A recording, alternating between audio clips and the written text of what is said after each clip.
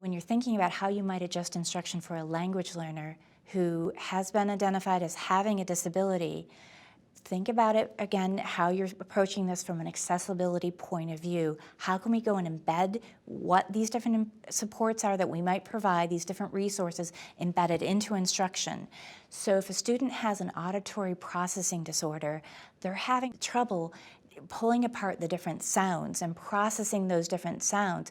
But a lot of times it's happening at the discourse level. So they're having trouble following the extended directions, following and participating in this extended types of deeper discourse in the classroom.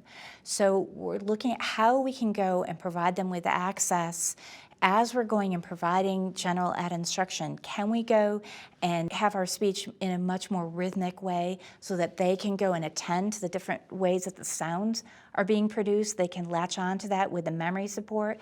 And in the ESOL field, we talk a lot about rhyme, rhythm, and chant.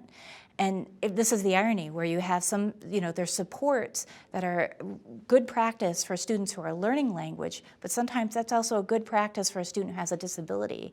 And I think that's the tricky part of people have always been trying to pull that apart as to should I be doing more of a language support or a disability support.